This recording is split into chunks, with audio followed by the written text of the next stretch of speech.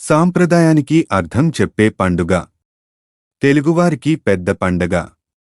ఎక్కడున్నా అందరూ ఒక్క చోటికి చేరి చేసుకునే పండుగ. సంక్రాంతి పండుగ.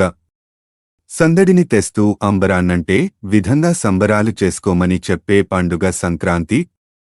పంటతల్లి ఇంటికొచ్చే పండుగ. 10 మంది పంచుకునే ఫలితం. భూమితల్లి ఇచ్చే భోగభాగ్యాలు. సంక్రాంతి తెస్తుంది ధాన్యపురాసులు. ఇది 3 రోజుల పాటు ముచ్చటగా సందడిగా జరుపుకునే సంక్రాంతి పండుగ సందర్భం.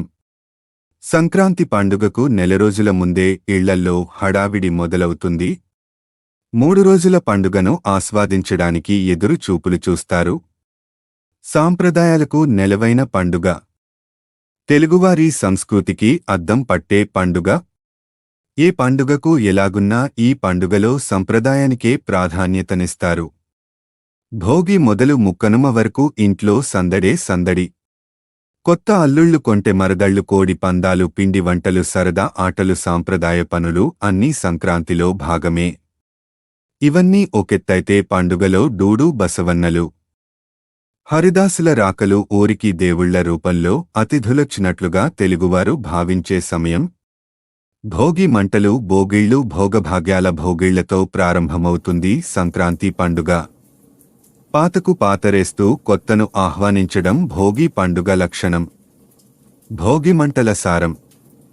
అందుకే పాత వస్తువులన్నీ భోగిమంటల్లో వేసేస్తారు. మనిషికి ప్రకృతి ఆరాధ్య దైవం.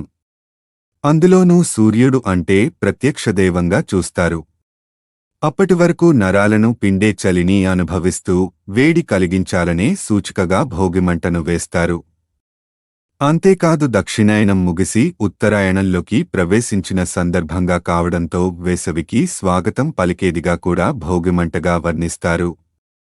భోగి పండుగ రోజు తెలుగు లోగిళ్లలో ఎంతో సందడి ఉంటుంది.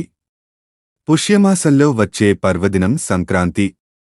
మకరంలో సూర్యుడు సంక్రమించిన సందర్భం మకర సంక్రాంతి. ప్రతి మాసంలో సంక్రమణం ఉన్నా పుష్యమాసంలో వచ్చే మకర సంక్రమణం అతి పవిత్రంగా భావిస్తారు.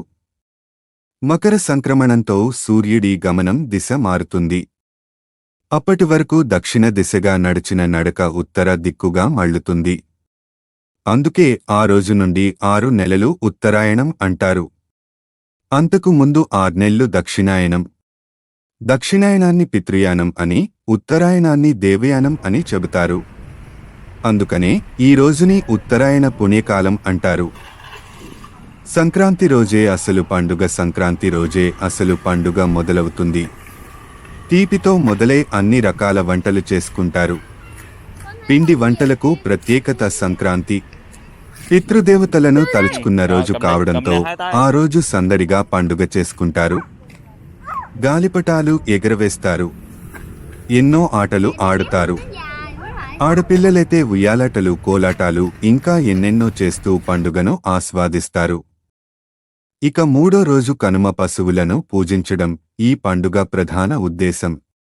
తెలుగువారు పంట తరువాత గోవులకే ఎక్కువ ప్రాధాన్యతనిస్తారు. అందుకే గోవులను పూజించుకోవడం ద్వారా వారికి క్షేమం కలుగుతుందని నమ్మకం. హాయ్ ఫ్రెండ్స్, ఇలాంటి వీడియోస్ మరిన్ని ఫ్రీగా చూడడానికి ఛానల్ని సబ్స్క్రైబ్ చేసుకోండి. అలాగే పక్కన ఉన్న గంట సింబల్ని నొక్కి పెట్టుకోండి. ఏదైనా వీడియో అప్లోడ్ చేయగానే మీకు నోటిఫికేషన్ అనేది వస్తుంది.